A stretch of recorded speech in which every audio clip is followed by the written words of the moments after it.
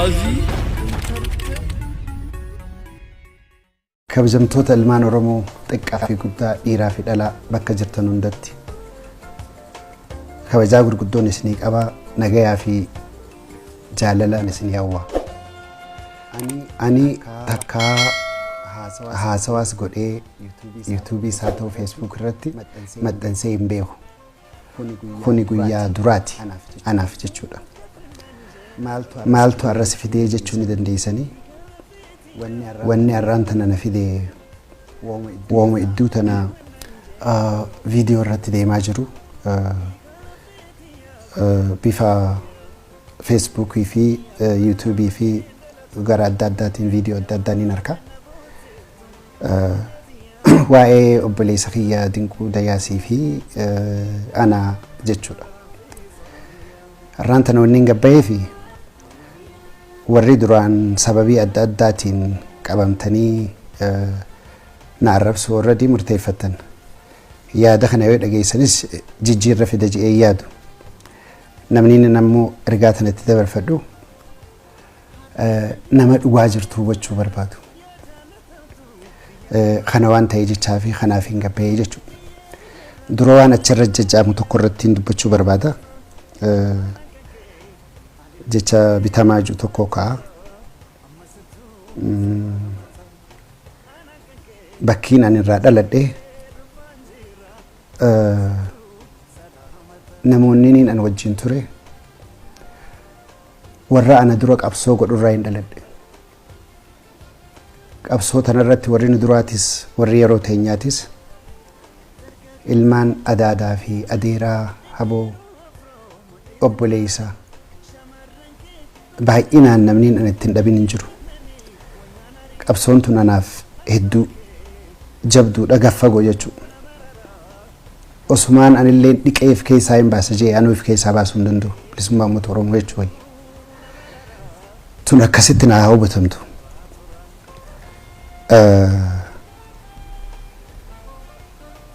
Sooressa qabsoo teenyaa goota hayyuu jaarraa abbaa gadaafaatu nu barsiise akkatti namni haqa fi falmatu. Unfortunately maaliif Oromoon garagara baati jechuu fi isarratti illee tumsaa baanee eega inni du'e gaafaan qabrii isaarra dhaabbadhu namni hedduun na laalaa anaa iyyee booyu. Goota akkasaa dhiisii namni dhalate tokko nama du'aa kana boochise du'a isaatii miti.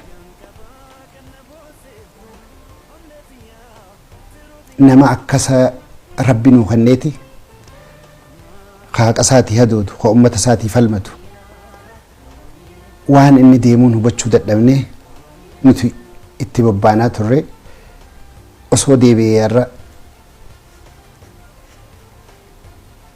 kanumaan itti hima jedhee yaada namni du'e hin galu. Hiree harkadhee gaaf tokko Eritreetti waragalee dhiifama jedheen. Gayaa miti immoo uummanni Oromoo hundi gaabbii akkasii keessa akka jiru niin beeka. Uummata akkasiirraa dhalannee uummata akkasii keessa guddannee qabsoon nuuf haarayaa miti jechuudha wanni ibsuu barbaade. Wanni laayyoon qabsoo teenya irraa duubatti kan hin deebifnedha. Kan hin jechuu barbaadu. Kana bira kutee waa'ee kiyyaa fi waa'ee Dinquu Dayaasaa gaafaan biyya tana dhufu ijaanillee warra kubaannu telefoonaan hedduu warra na bilbilee biyyatti deebi'uu qabda biyya galuu qabda jiru keessaa Dinquun nama duraati.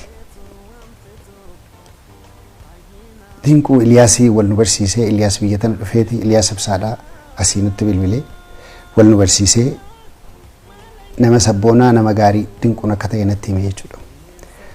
San qabadheetiin anis isaa wajji haasawaa ture. Ammoo diiliin nuti muuziqaa irra godhanne waan xiqqoo gabbu'aa ta'eef diilii biraa Kaysarra wayyaa Open College 2020 Open College Bummaddiin Abdul Wahaabii wajji wal ta'eetiin biyya tana dhufee jechuudha. gaafaan dhufummoo hayyoota keenya namoota adda addaatti gaafadheetiin umaa dhayixee sirbitu sumaa miti jechuudhaan biyya tana dhufe biyya tana dhufuullee hin feeneen tureen yaadallee hin qabuun ture dhufe yoo eegaan dhufe namoonni haala adda addaatti jijjiiranii OPDO ta'ee bitamaadhaa OPDO waa kennee fi kana jechuu hin dhagaa biyya hundattuu jechuudha. Haalli inni ani keessaa deeme jireenyaan ani qabu ilmoon dhiisee deemee fi warra kiyyaas sababii kanaan diigame jechuudha. Diigamnaan asitti hafuu kaan murteessu kana jajjabeesse dinquudha. Dinquu gaafni dura qaamaan wal agarre Sharaatonitti haadha mana isaatii wajjin dhufe na dubbisee ni deeme jechuudha. San booda gaafa shawii sadaffaadhaa ani karaa Jimmaa deemu makiinaa lama nu maddabee anis si wajjin deema jee makiinaa mootummaa keessaa na baasee makiinaa isaa keessa osoo teenyuuti waliin Jimma dhaynee gaafa Jimma irraa dubbii san findhee ol garagallu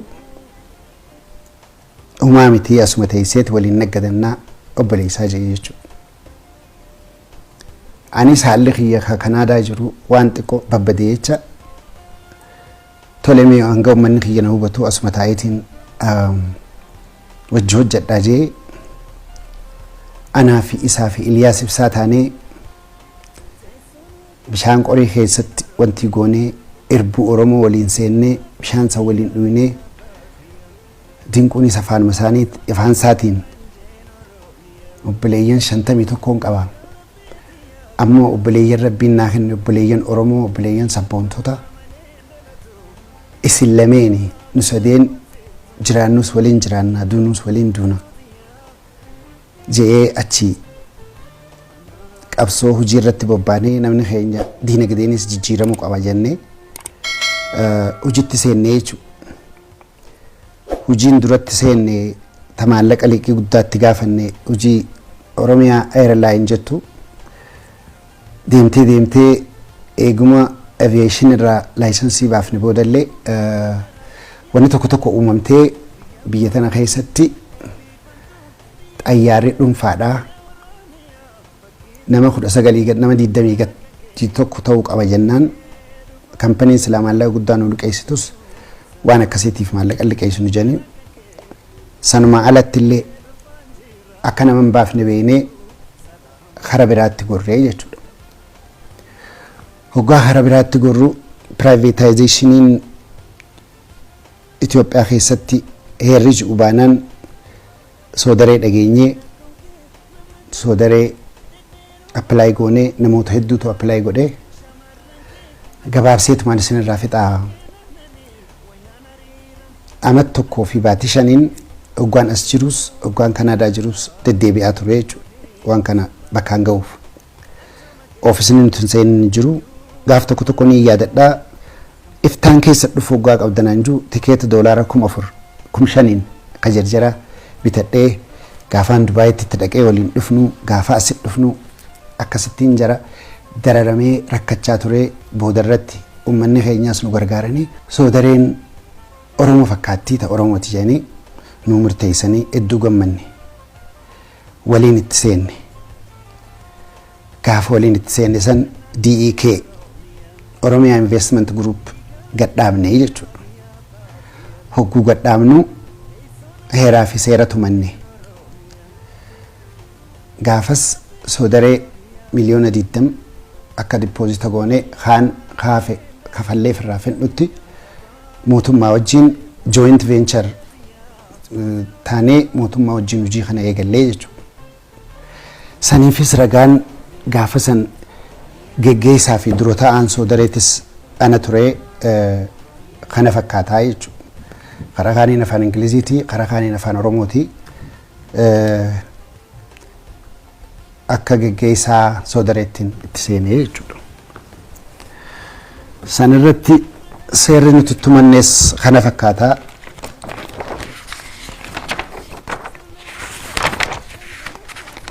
Nunillee laayisensumaan reefu isin garsiisanii footokoopiidha.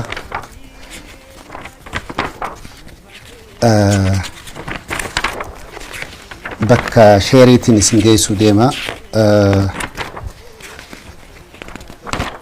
Suutattiin irra daddarbaa dhiifama asirratti kunoo akkuma isin gartanitti maqaa keenya sadeenii jira jechuudha. Dinquu Iliyaas Kamir.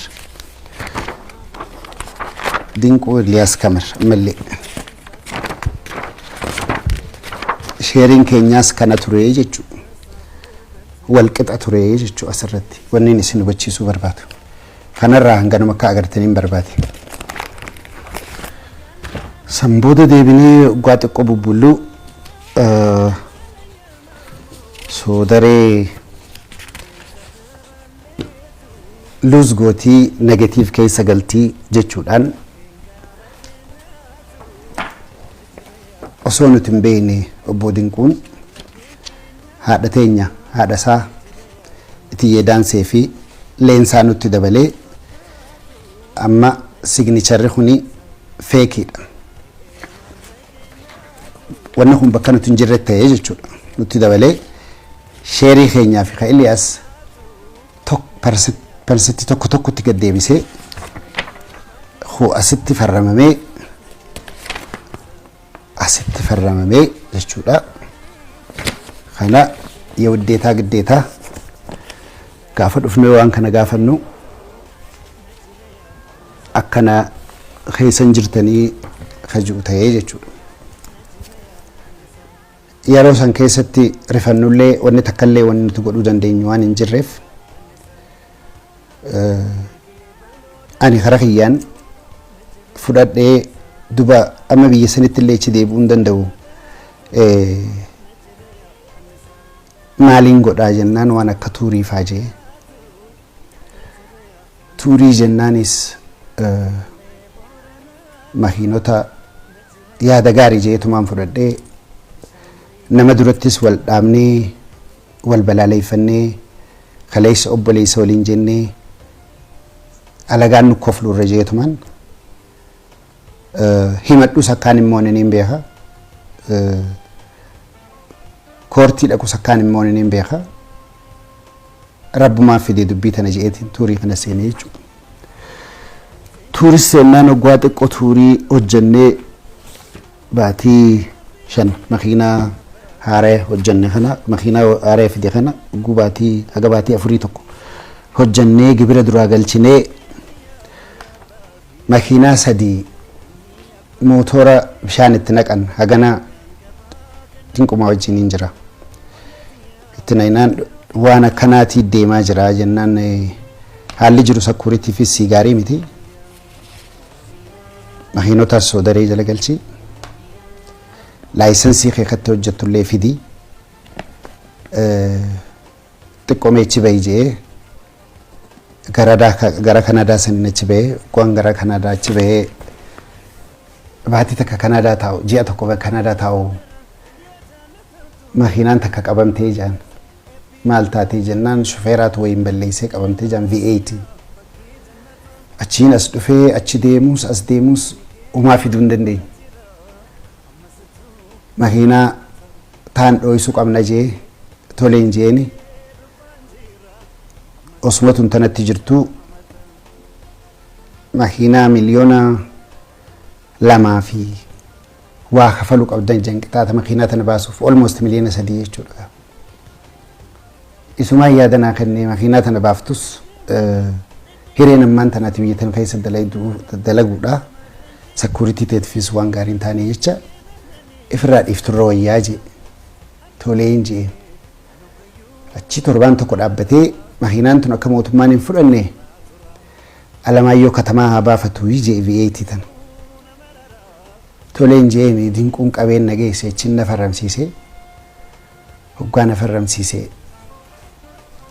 Alamaayyoon bakka 4 ittiin kafalaa jee. Bakka takka kafalee makiinaa maqumatiyyaan ol baase makiinaan ammallee maquma kiyyee jirti amma bakka itti isiin hidhamteerraa baate jechuudha. Tana idduu wal dhabbiin tiyyaa fi Dinquu addaan babal'achaa dhuftee addaan fagaachaa dhufne. Maaliin balleessee hoggaan jiruun natti himu waan hundattuu jechuudha. Ogguu kana warri mootummaadhaa makiinaa barbaadanii makiinaas amma achi booda qabanii ani na kasasanii makiinaa V8 takkitti tanarraa inaasa'u jira gamma kasasanii gaazexaa irra na baasanii firdi beetiin na dhiyeessan. Makiinaan tun maqaa keetiin jirti siitu farramee baasee akkana jedhanii firdi beetii dura dhaabbadheetiin makiinaa tana achii wanni hin jee numaan farrameef waan xiyya taatee fi hogguu maallaqa firraa fixe maqaa isaa jijjiirrata Alamaayyoo Katamaa kana jennaan xabaqaatti bitadhee xabaqaa sanii 100 kafalee kaniin makiinaa haarayaas dhabe xabaqaa sanii 100 kafalee daanyaan hoggaa isaan dura dhaabbannee waan kana wal himannu ammallee ni yaadadha. ይህንን ለመረዳት ሰው መሆን ብቻ ነው የሚያስፈልገው። መኪናውንም አጥቶ 4 ዓመት በሌላ ሰው ተነቶ ይሄን ሰው መቅጣት ብሎ ፍርዲን ራካሴ የወፌተ መኪና ተጀለደ ጀመቹ ቀብደጀ ሞራልን ነተቀመነን ኢሴቹ ህጉ ከና መኪኖታ ሶደረ ኬስ ጅረኒፍ ግብርን ከፈለምኔ ጃኒ መኪና መቃክ ይጅርቱፍ ኩነት ድፈ ይጀቹ ድንቁ ብረት ዳቀይትን ከደደ ያበለስ ከየ ወመድሩ ወጅኛን ላሊ ኢርቡ ሰላሊ መኪና ተነርካ ቀብዳ ስራ ፈደቹ እንደው ኒቤታ ቲሲ ቢየውን ዳርካ ቀብዳ ራ ከፈልየናን ኒዲዴቹ አመተ ለመዳ ድፈ ከለመዳ ረት ከድፈ ማለኒኒ ሶል ወያዋ ድፈ አመታ አፍር ከነ አመት ሰዲ ከነ ድሮ ይቹላ ዮሐን መኪና ሰን ቀበና ዮሐን ማላ ከፈሉ ቀብዳ ጃን መኪና አፍረን ኢሰብሬጅቱ ሰንጀቹ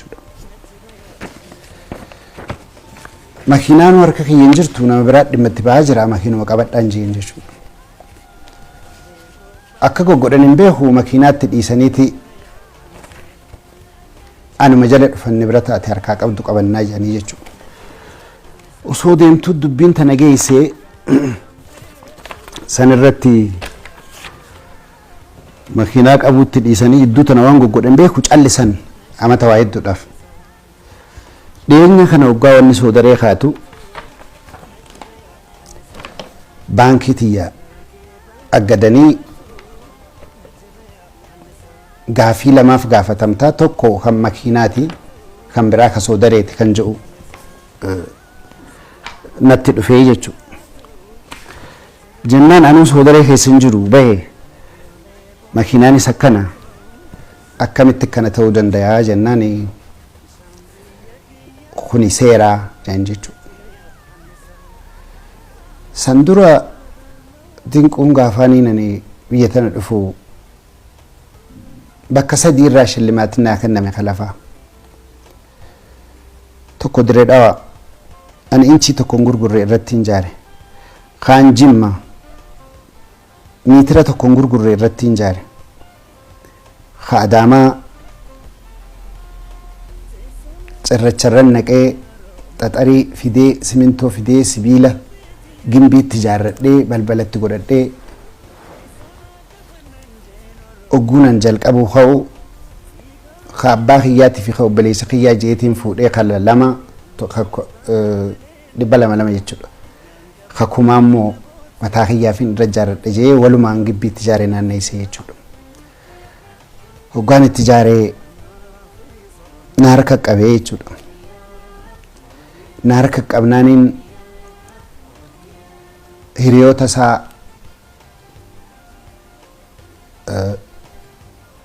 ለማ ዱቢሴ ይቹ ነማ ኢሳወል ዲያተነ ነማ ብራትስኒን ዱቢሴ ዲንቁ እንደንደይሱ አኩን ፌተ ጎቱይ ዋኑሜ ንስከን ፍረዱ ኸይሳባ ይጃኒ ጀቹ ሲቢላ ነችራቀው ሙኻና ነችራቀው ጭረቻና ነችራቀው ለፋስ አባኺያትስ ተበለስኺያትስ ትያስ ወሉማን ተናተነ ይዱ ነምን ብራቲ ጉርጉርቴ ማናመ ብራ ፍራ ከይሳን ባኔ እናኒ ነመ ተቆጡ ቢሴ እንተልተ ተካ ሚሊዮን ለማየቴ ሃያ ፈደቱ ጄ ኤጌ ሲም ማለቀ ነው ከኒቴ ነው ዴቢሲ ሲኒ ኢሚዲየትሊ ዱራኒ ሰና ጅራ ዱባኒ ሰና ጅራ እንታው ጄ ጀቹ ዴብናን ሃያ አቲና ኸኒ ጋንገስ እናኒ miliyoona tokko naa kennee feetu fudhadhu feetu dhiisi jee akkasisanis fudhatee jechuudha. Mana tokkoon akka giiftitti sii kenna jeeti mooraa wajjin kompenseet na godhuudhaaf gaammaan tana. Mana tokko naa kennee jechuudha gibbii guddoo. Ji'a tokko eegaan keessa taa'ee booda qabaleen na dhuftee manna ka qabaleeti bahi jaanii jechuudha. Hoggaa bahi jaanachiin iyyee egaa namootatti siyyadhee carataa seenee mana san lafa isaatiifis kafalee liisii kafalee waan irra jiruufis kafalee kiyya godhee jechuudha. Amma dachiin garagalteetiin maalumaan godha bakka feeti deemtu namni hundi harka isaa jira jalaa bahuu hin dandeessu. Firdi beetii feete dhayitu jalaa bahuu hin dandeessu kana anaami namayyuu ni beekaa jechuudha. Akkasittiin gaa obboleessi kiyya kun eega kana na godhe bakkaan itti deemuu san qabu jee kana walitti qabadhee waaniin qonna jaaladhuuf Oromiyaa baankii gamtaarraa maallaqa liqeeffadhee qonna seenee jechuudha. Qonna san akka ajaa'ibaatti hojjedheetiin mitira sadiifaa bishaan adiidaan lafa jala oofee bishaan gaddabee waa hunda godhee hogguna wal qixxeeffadhe moojee nama gubsiiseen beeku narraa guban jechuun tunis daaraa taate. Amma gaa bakkumaan seenu gwaa wallaalee gamanaas deemee hiriyoonni kiyya na gargaaranii namoonni asirratti maqaa dha'uun feene jechuudha.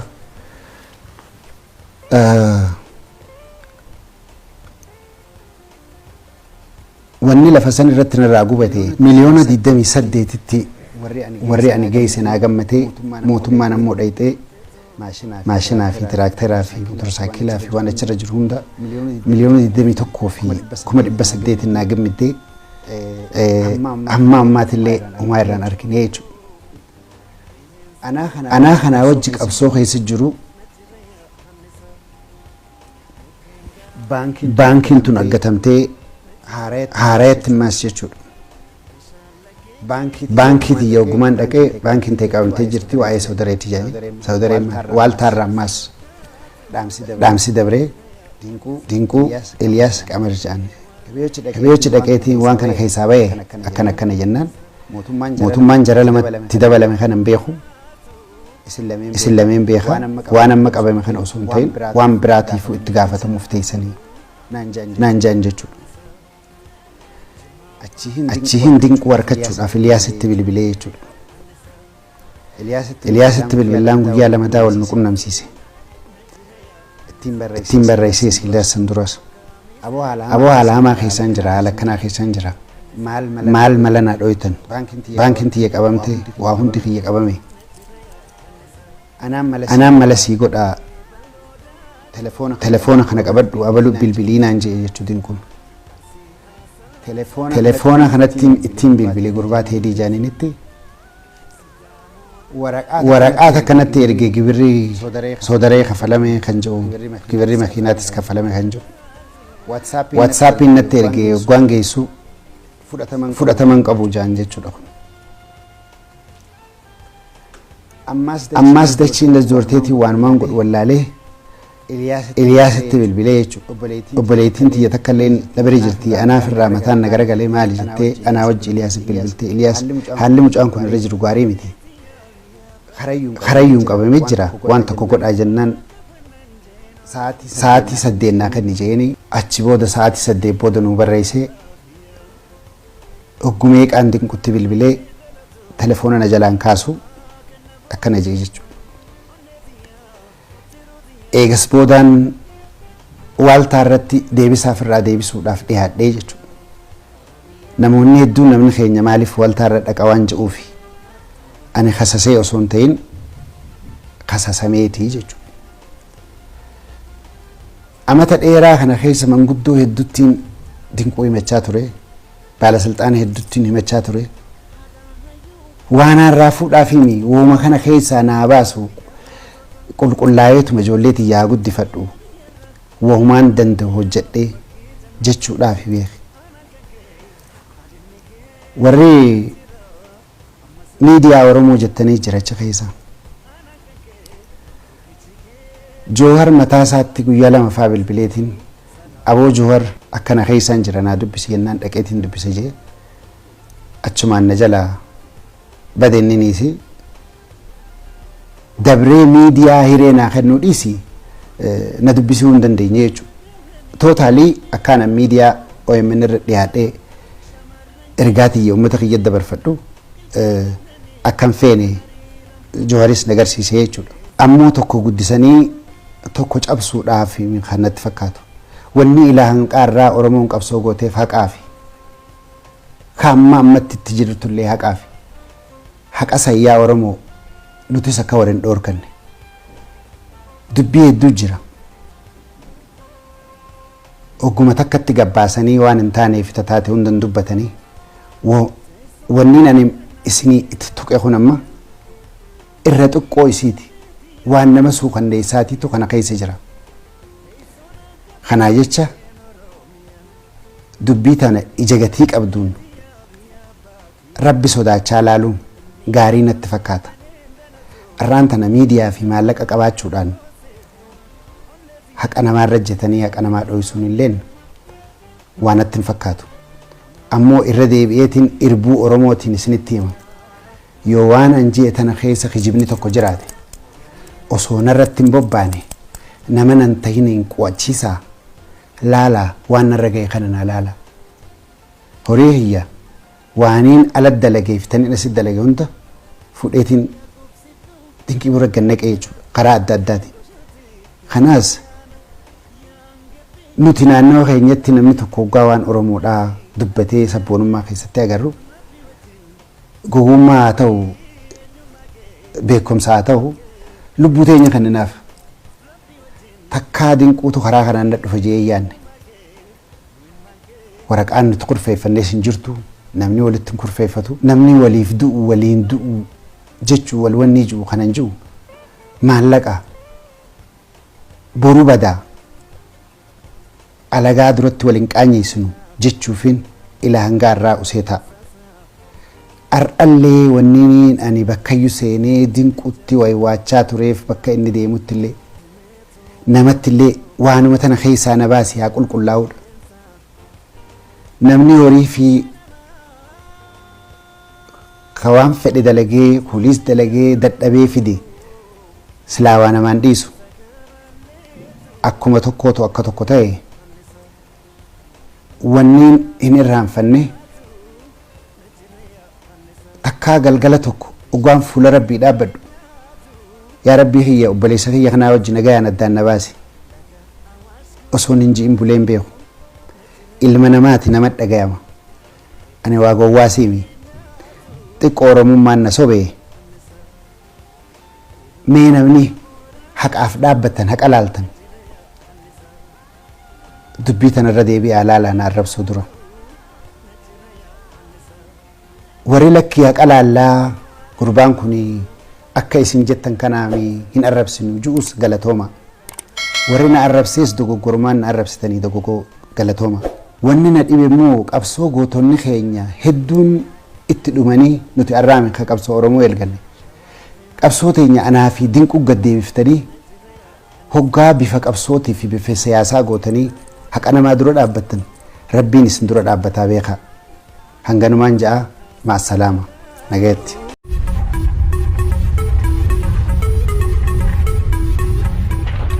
أرازي